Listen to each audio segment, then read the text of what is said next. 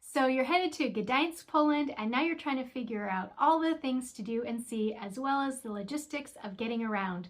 Well, don't worry, on this channel, I do all the research so you don't have to. Choosing a destination is only the first step in planning your dream European vacation. After you've chosen where to go, all the hours of research, planning, and booking begins. This can be frustrating and overwhelming. I will cover all the exact itineraries, logistics, expert tips and tricks so that you aren't burnt out before you even depart. As with all the videos on Poland, this video on Gdansk is part of the larger Polish itinerary that I talk about in this video.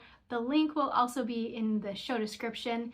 In that video, I give an overall itinerary of Poland, and I only have you staying for one day in Gdansk. If you have more time though, try to stay for longer. There's a lot to see and do, and I will give you some information and some ideas on where you can go if you have longer to stay, and some day trips as well. A little history of Gdansk. Gdansk is located in northern Poland on the Baltic Sea. Although there is evidence of settlement in the area earlier, Gdansk really began prospering in the 10th century. Because of its location at the mouth of the Vistula River, it became a powerhouse of shipbuilding and trade. It has seen many battles and has changed hands numerous times.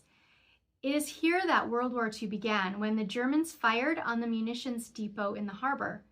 By the end of the war, it had been almost destroyed. Since then, it has been painstakingly rebuilt.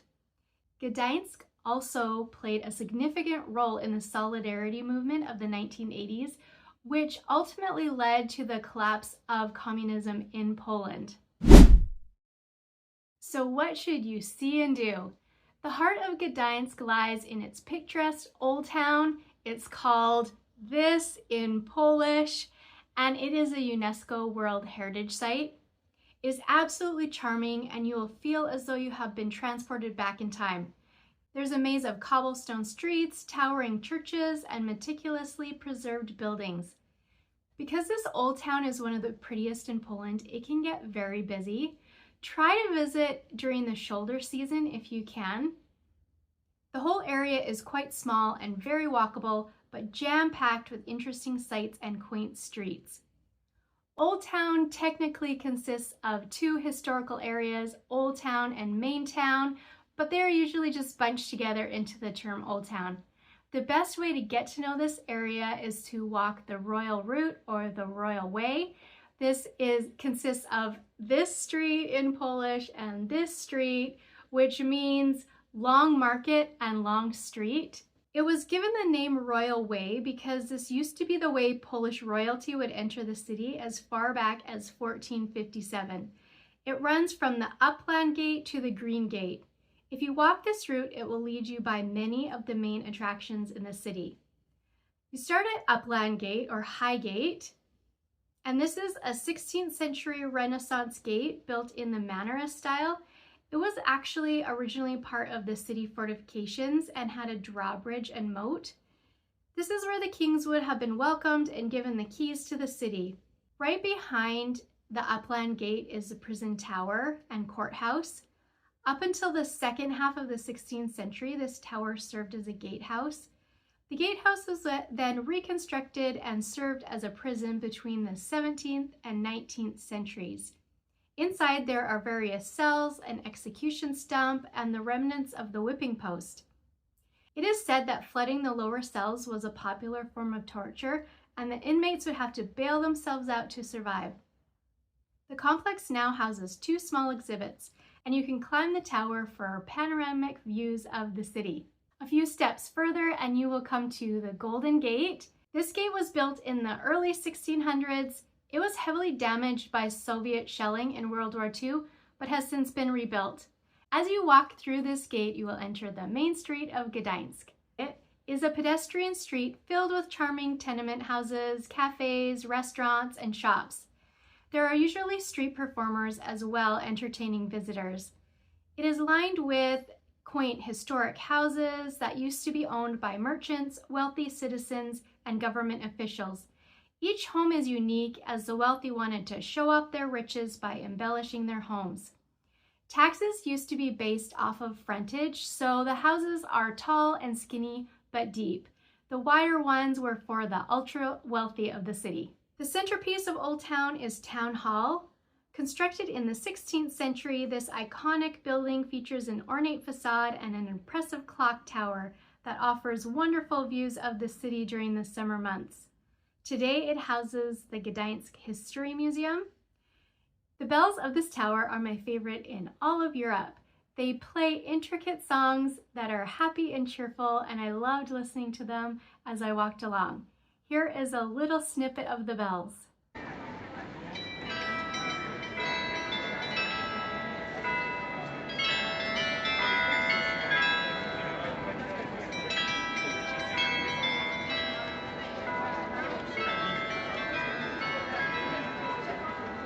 After Town Hall, the street turns into the Long Market Street.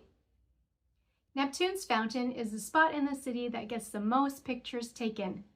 There's a legend surrounding this fountain that has to do with the city's iconic Goldwasser liquor. It's said that centuries ago, Neptune was upset about all the gold coins being tossed into the fountain, so he struck it with his trident, breaking the coins into millions of tiny pieces that floated in the water. Ever since then, tiny gold flakes have been added to this liquor that is associated with the city. Green Gate is at the end of the royal route. It is said to have gotten its name from all the seaweed and moss that used to cover the original wooden gate because of its proximity to the river. The gate was designed to house the Polish royalty when they came to visit the city. Another must-visit attraction in Gdansk is St. Mary's Church. This Gothic brick church with its 30 chapels is one of the 3 largest brick churches in the world. It may even be the biggest, but there is some dispute about that. It can hold up to 25,000 people. Construction began on the present church in 1379. In the 1500s, it was used for Catholic and Lutheran services simultaneously. You can access the church through 7 gates. After World War II, when many of the frescoes inside the church were damaged, the walls were whitewashed. Also inside, there is an astronomical clock. It dates back to 1464. Its dials show the time, the date, phases of the moon, the position of the moon and sun in relation to the zodiac signs, and the calendar of saints. Each day, just before noon, at 11:57 to be precise, the clock goes off. You can see a procession of wooden figures of apostles, followed by death, as well as Adam and Eve. According to legend, the clock's creator had his eyes gouged out after making the clock, so he would not be able to make any clocks as beautiful as this. I have heard this legend, though, in other places around Europe, so I'm not sure how accurate that one is. There's an interesting story about the sculptor who made the crucifix of Christ. It is said that he nailed his wayward son-in-law to a cross as a model to add realism to his work. You can climb 405 steps up the tower for great views of Old Town. Okay, we can't talk about Gdansk without talking about amber. Gdansk is famous for its amber, also known as the gold of the north. Amber has been worked in this area for thousands of years. Baltic amber has been used for trading, for making jewelry, and even as medicine. Amber is actually not a rock or a gemstone, but fossilized tree resin. Sometimes there are even insects stuck inside. If you want to buy a piece of jewelry, head to this street. It is lined with shops selling all kinds of amber. This street is very quaint and charming, filled with ornate facades, gargoyles, and other treasures, so make sure you take a stroll along here, even if you aren't in the market to buy anything. These homes along the street were originally the homes for wealthy merchants in the city. Winding its way through the heart of Gdansk is this river. It adds a charming touch to the city's landscape. You can walk along its banks for picturesque views of the Old Town. Another great option is to take a leisurely boat tour. This is a great way to appreciate the city's architectural wonders from a different perspective. The old crane is a symbol of Gdansk and a small piece of what is left from the city's great era in trade. The original crane burnt down in 1442, but was quickly rebuilt. It was used to put masts on ship and move cargo. At one time, it was the largest crane in the world.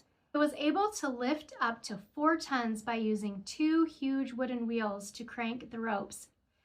The wheels were originally turned by men walking inside of them, kind of like hamster wheels. The crane also served a defensive function as it was one of the gates to the city.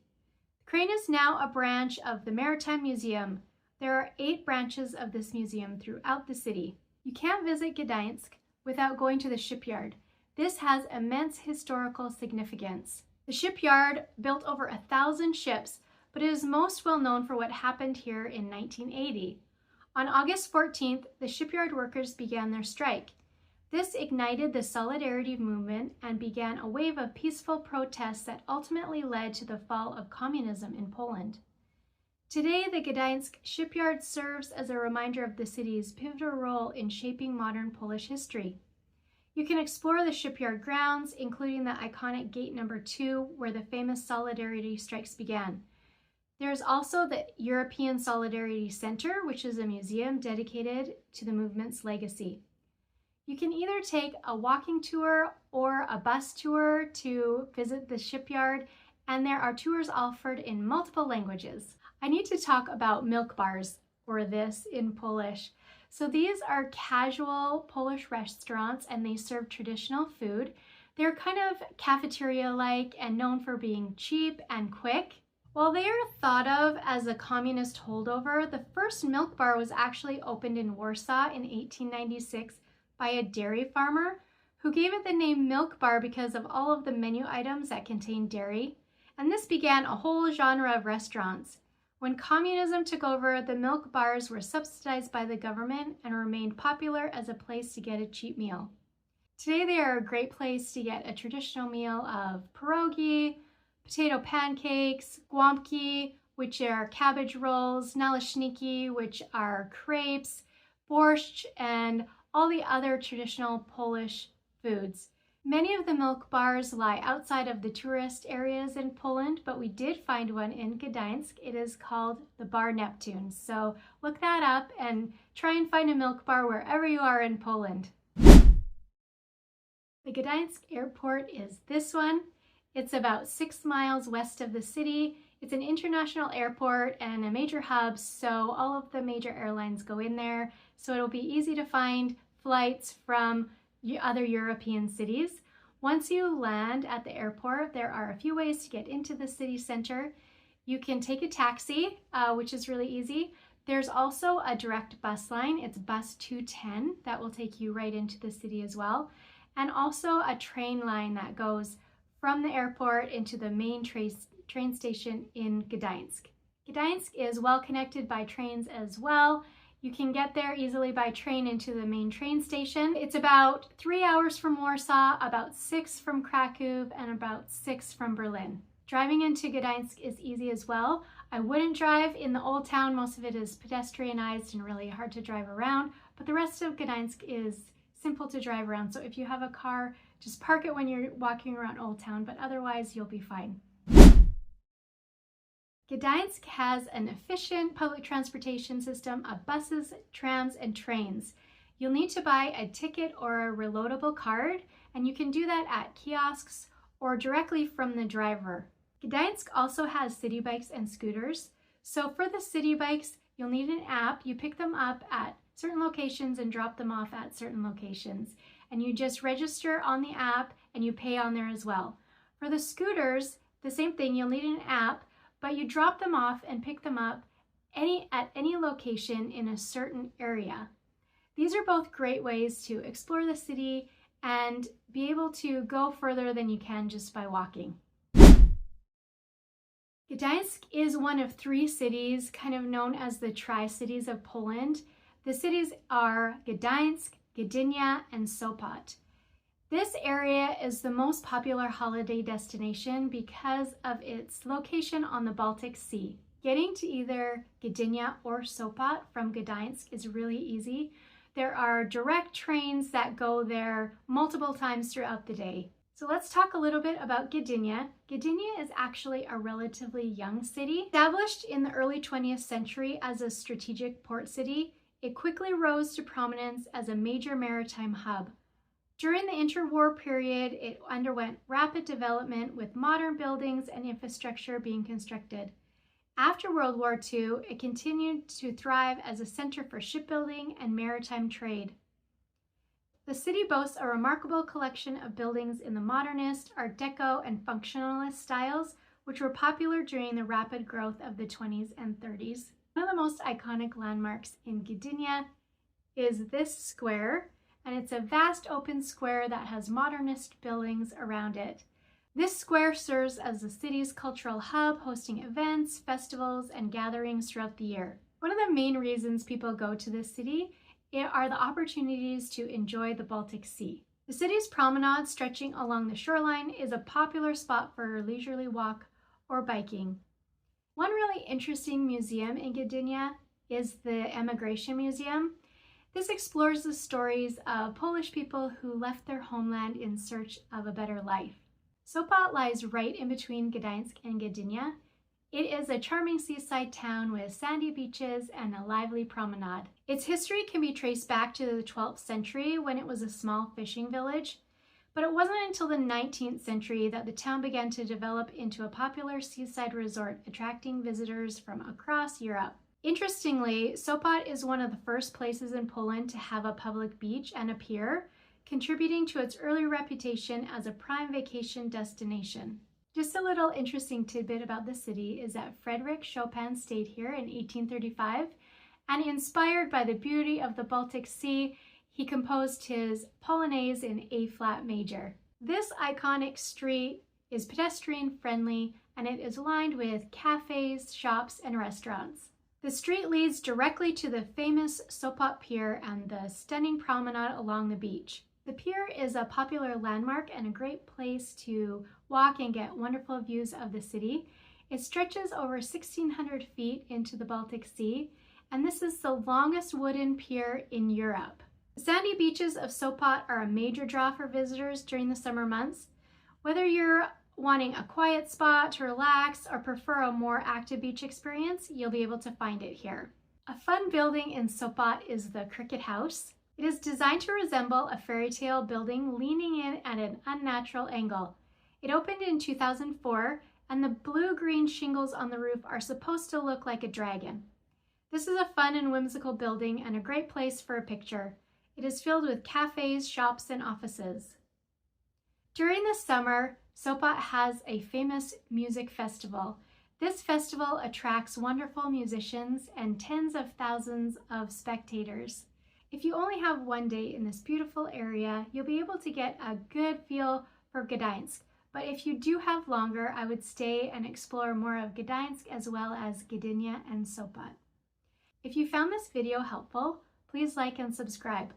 Also, if you're interested in having us custom design the perfect itinerary for you, check us out at our website, eurotravelsbydesign.com.